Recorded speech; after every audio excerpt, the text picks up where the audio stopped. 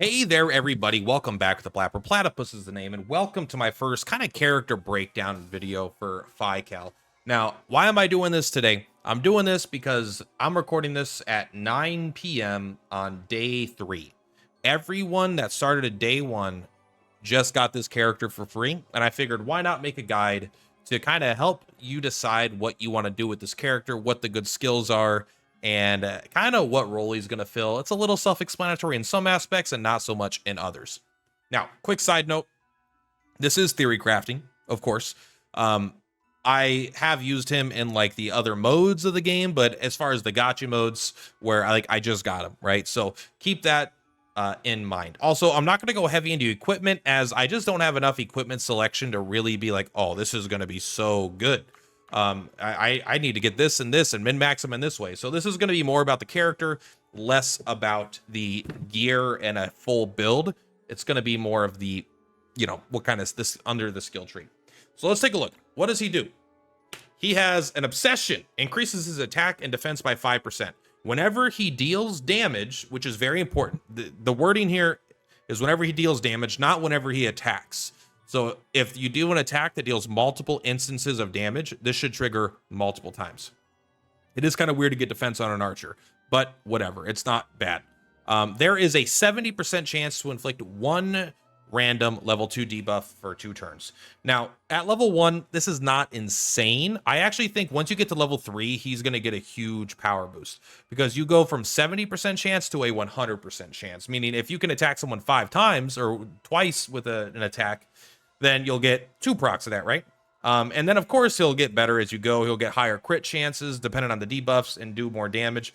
But I really think getting him to 3-star is going to be pretty big for him. I think he'll struggle to really fulfill his role well until you get to 3 stars. And then he just becomes a debuff machine. And you can actually see which ones here, right? Attack down, critical down, defense down, magic defense down, passive skills. Being able to randomly just do passive skill seal, reaction skill seal, no healing, and a tribute buff down. Like, that's some good shit to be able to just randomly throw at people. And I think we're gonna get a second copy of him for free in the Voyager whatever path. So you should be able to get him up to 3 stars pretty easily because you're going to get a free 50 and then you only need 30 more, I think, to get him to the next one. So I think he's not going to be quite go-to yet, but I think he will be good. But let's take a look at his skills. Now, from what I can tell, this is going to sound stupid. He's got 2 main routes you can go. Duh, Plat. Duh. There's alert and there's burst. I don't mean it like that. I mean, I think that his skills are pretty different in terms of where they're going to be good. I think one is going to be pretty good in PvE, and the other one has, if you want to use them more for a PvP build. So I think most people are going to be focusing on PvE. So those are the skills that I think are going to be better. But if you do want to bring him into PvP, I do think he has some pretty cool, interesting things here. And I'll kind of give my theory behind what makes him good in PvE versus PvP and what situation. So let's take a look at the first 2 skills here. We have alert we have rock climbing and we have burst. So this is the one that I think is pretty self-explanatory. However, so rock climbing, instant, gains move 1, climb, and jump. This kind of just makes him like a monkey, man. He just he climbs up everything. He could jump over ravines. He gets extra movement. He gets triple the jumping power, so we can just go, whoop, go up, no problem. This is great for escaping. However, it is kind of like map dependent. It doesn't cost any energy. You just pop it and you're good to go.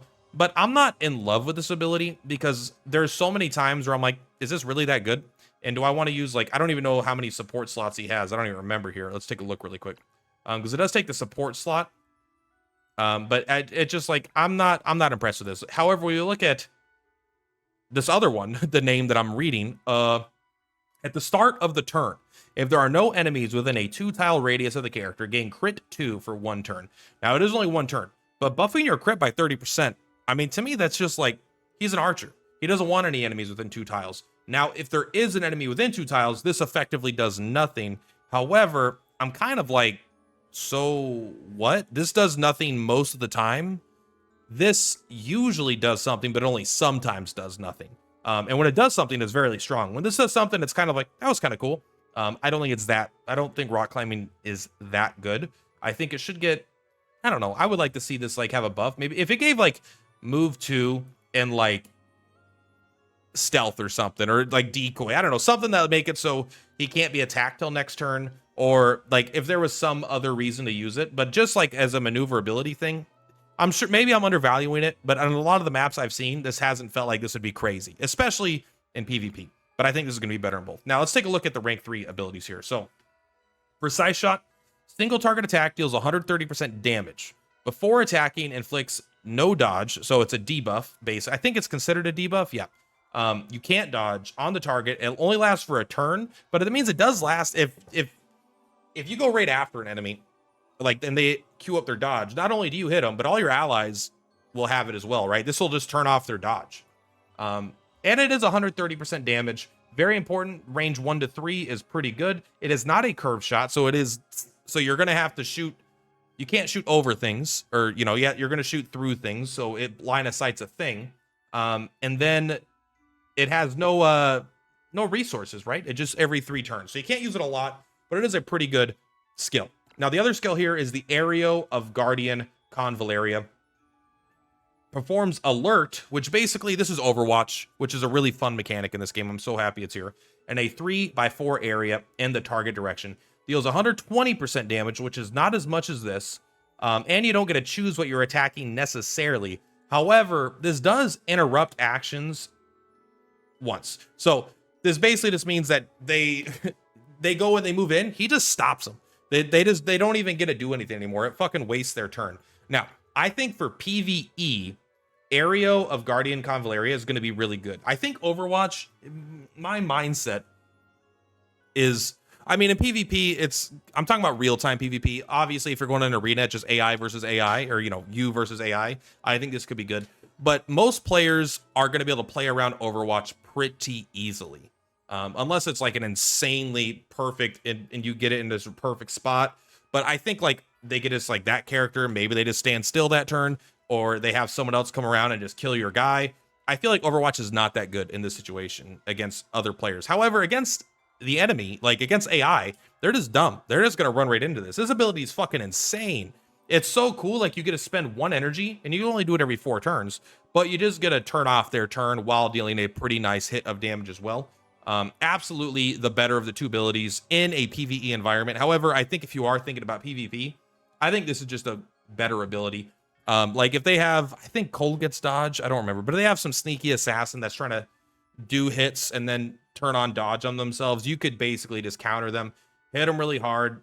They can't dodge, you or your allies, while you're doing good damage as well. You don't really have to think about it. It's not a fancy ability, but it is a pretty good ability. So rank 5. What level is this? 25.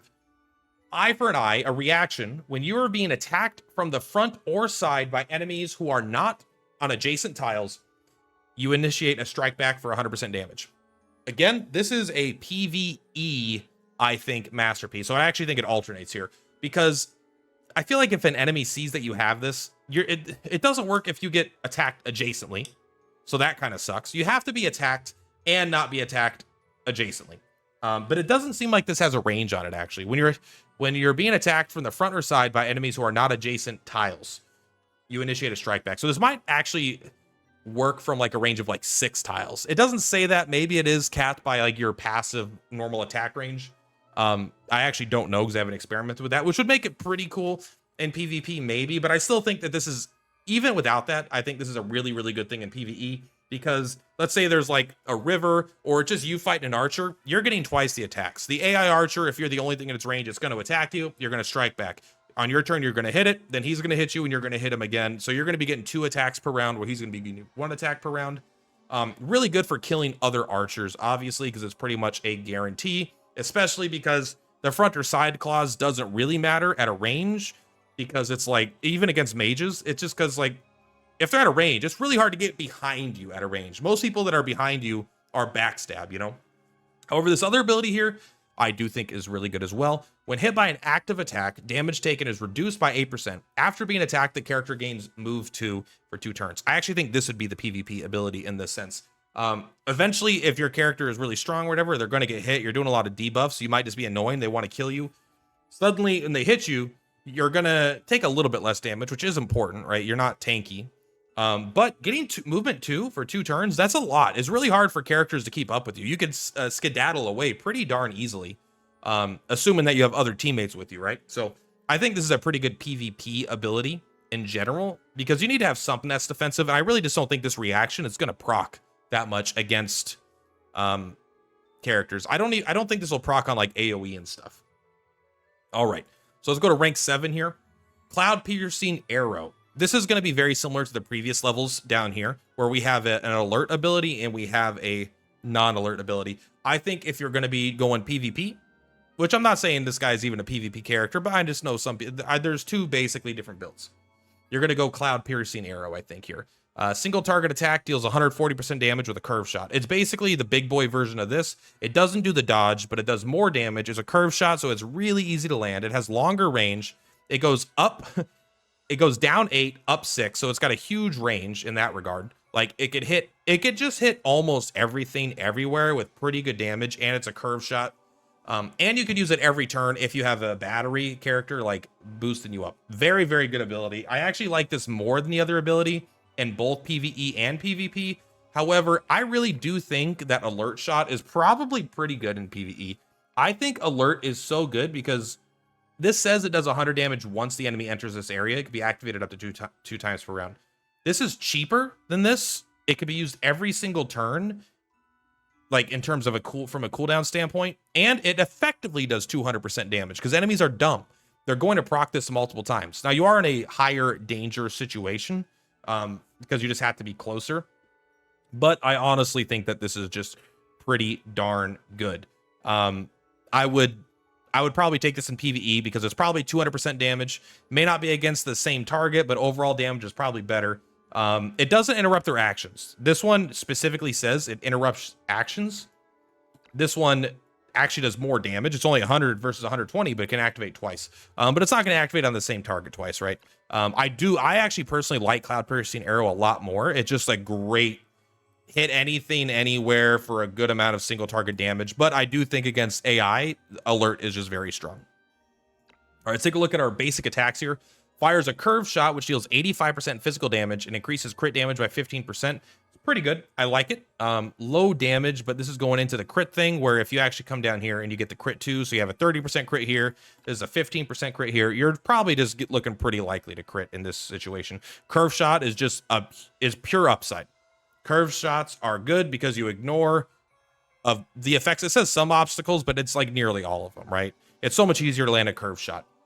Rapid fire, single target attack, performs 2 consecutive attacks, each dealing 55% physical damage. I personally would probably end up using rapid fire. It actually has a worse range by a significant amount because probably the lack of curve shot, and this is just harder to land. However, this does more damage without crits, which is fine. Hopefully, if you have other ways to get crit, you won't need it on this basic attack. And hopefully you don't spend too many times doing basic attacks. But when you are doing a basic attack, I don't feel like you're necessarily trying to kill something. This is going to hit twice, which is, again, really important. Because remember, his passive gives you a chance to debuff every time you deal damage. So Alert, again, has a chance to do 2 debuffs or 1 debuff on 2 different targets. And this has a chance to do 2 debuffs on the same target. And it's a 100% chance if he gets up to 3-star. That's starting to look like if this ability read, single target attack, performs 2 consecutive attacks, each dealing 55 physical damage and applying 2 random level 2 debuffs for 2 turns or something. Like, I would be like, oh, this ability is insane. This is great. How much does it cost? And that's basically exactly what this does when combined with its own inherent passive. So I think rapid fire is just like built for him, and it's very, very good in general in pretty much all situations. However, this is better if you're just trying to probably look for more consistent damage. But I think instead of consistent damage, you're going to want to use him more as a, you're not just, this guy's damage numbers aren't insane. He's good at being at ranged, and he's good at single target stuff. But I think you mostly are going to want to use him to either pick off weaker guys or debuff stronger guys so you could kill them easier. Now, for his ultimate abilities here, we have a passive, which is kind of interesting, and we have an attack. I don't like when they do this because now I need to choose between having a passive or having an attack. I kind of like when you have to choose between one of 2 passives or whatever. But when it is not the character's turn, increases your crit by 45%. Additionally, increase crit damage by 30%. I like this. This is basically going to guarantee when you're using alert that you're going to be getting crits, right? You're going to be having, let's say, there's no one within 2 tiles, you get crit 2 for 1 turn, which doesn't end when your turn ends. I think it ends the turn after when your turn ends. I think you get to keep this through until your next turn. Anyway, buff increases crit by 30%, and then you get this one, and now you have another, 45% crit chance, and then crit damage by 30%. And this is just getting a lot of crits. This is it only procs with your alerts, but if you're going down this thing, if you're going to get that ability, you're going to really want alert shot. You're going to really want the arrow of the guardian just to be doing a bunch of damage on your turns. It is unpredictable damage, but again, I think this is probably better for AI in general, because AI is going to walk right into it and you're just going to kick the shit out of them all the time because you're going to be doing lots of damage. Now, if we look at the Gale Billow Volley, I think this ability is too cool to pass up, and I'll take this every single time. However, I think this ability is better in PvE, and I probably recommend getting this. This ability seems freaking sick, but if you're using, if you're using like Sky Piercing Arrow or Alert Shot all the time, you're probably not going to have the energy to realistically use this anyway, because it's very expensive. But in a PvP sense, I think this is like a perfect kind of ability, and maybe even against some bosses. It depends on what they're resistant to, but you deal 5 instances of 60% AoE damage to random enemies within 2 tiles. So you target between 3 and 4. So from here, it's like, it's not that, like, it's kind of specific where it needs a target. And then within a 2x2 range, you hit 5 instances of damage. It says 60% damage. However, if it hits the same target repeatedly, damage will be decreased by 50%. Now, I read this of 2 ways. First, how much damage does this do? I don't entirely know. It either hits for 60 and then 70, 80, 90, 100. So it either hits for 100% damage, which I'm skeptical of if it hits the same target all 5 times, if there's only one target there.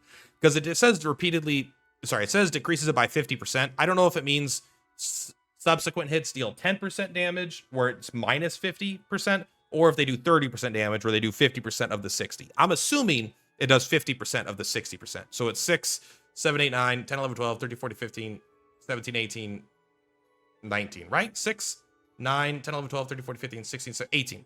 180% damage. I know how to fucking count, bro. Get off my back. And that's pretty good damage. If you're using this big 4 thing and you're targeting it all on one character, 180% damage is still not insane, but it is pretty good.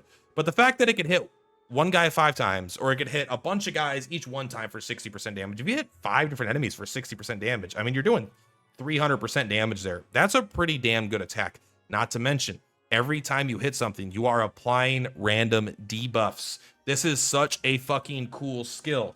Now, unfortunately, I just don't see it being very good in... I think he's just gonna...